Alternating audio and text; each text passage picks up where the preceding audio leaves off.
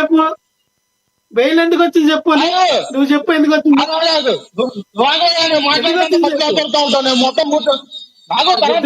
Training మీ పవన్ కళ్యాణ్కి training లేదు, నీకు ట్రైనింగ్ లేదు. నేర్చుకోరారా బాబు. చాలా సార్లు చాలా డిబేట్లు చెప్పా. మినిమం పాయింట్స్, బేసిక్ నాలెడ్జ్ నేర్చుకుంటా. Basic knowledge. ఎర్ర పప్పు టీవీలో మాట్లాడి ఎందుకు అనవసర పార్టీ పనులు తీయడానికి.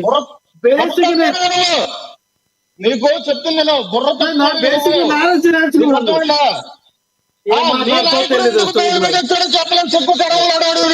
నువ్వు మసాలాలు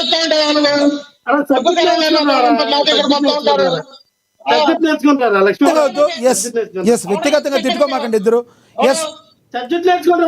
మళ్ళీ వస్తాం మీ దగ్గరికి. విజయ్ కిరణ్. సార్ మళ్ళీ వస్తాను. విజయ్ కిరణ్ గారు కంక్లూడ్ చేయండి సార్ ప్లీజ్. విజయ్ కిరణ్ గారు, విజయ్ కిరణ్ గారు మ్యూట్లో ఉంది చూడండి. మీ వాయిస్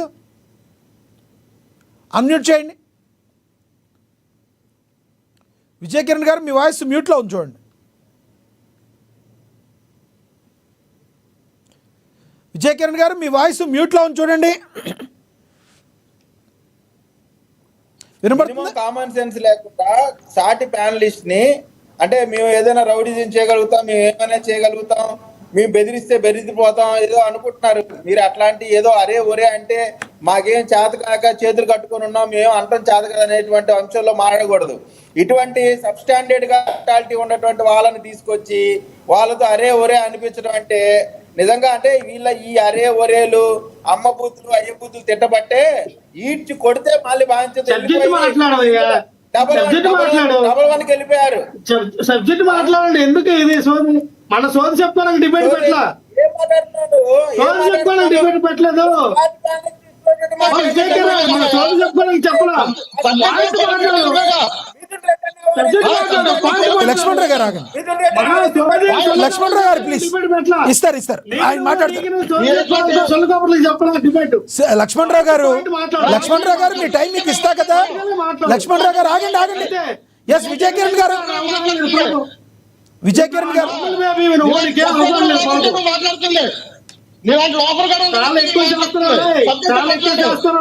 వ్యక్తిగతంగా మాట్లాడద్దు. లక్ష్మణరావు గారు, లక్ష్మీకాంత్ గారు అరే వరే అనుకోవద్దు ప్లీజ్. దయచేసి ఆగండి. మీరు దయచేసి ఆగండి. విజయ్ కిరణ్ గారు కంక్లూడ్ చేయండి.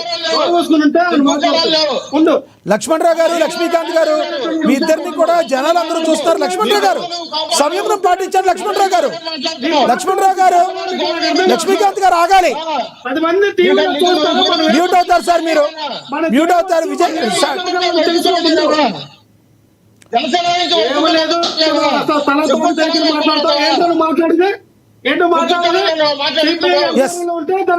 టైం కిల్లింగ్ అవుతుంది.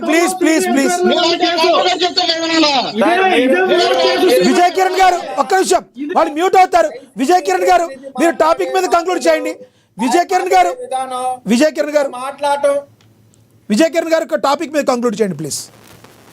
సార్ ఇప్పుడు సార్ టాపిక్ కాదు సార్, ఇక్కడ మనోభావాలు దెబ్బతీసే విధంగా అరే ఒరే ఇవన్నీ మంచి పద్ధతి కాదు. అదే కదా నేను కూడా చెప్పాను. నువ్వు విధంగా మాట్లాడటం మంచి పద్ధతి కాదు.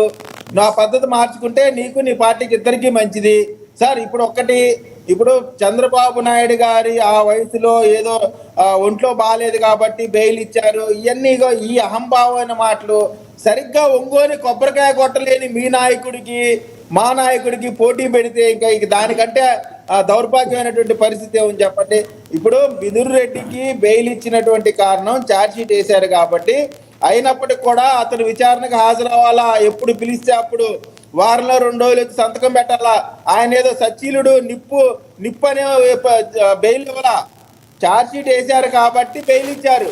బెయిల్ అనేది ఎవరైనటువంటి హక్కు, ఆ హక్కులో భాగంగా బెయిల్ వచ్చింది తప్ప ఆయన ఏదో నిప్పనో లేదా తుప్పనో ఇవ్వాల.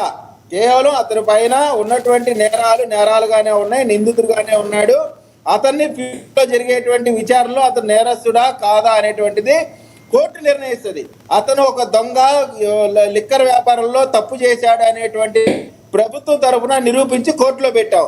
కోర్టు నిర్ణయిస్తుంది అతను నిజమైన దొంగ కాదా అనేటువంటిది. అప్పటి వరకు అతని పైన అభియోగాలు ఉంటాయి. అంత మాత్రాన ఇప్పుడు బెయిల్ వచ్చినంత మాత్రాన ఎవరు కూడా ఇవాళ చంద్రబాబు నాయుడు గారి మీద బెయిల్ వచ్చినా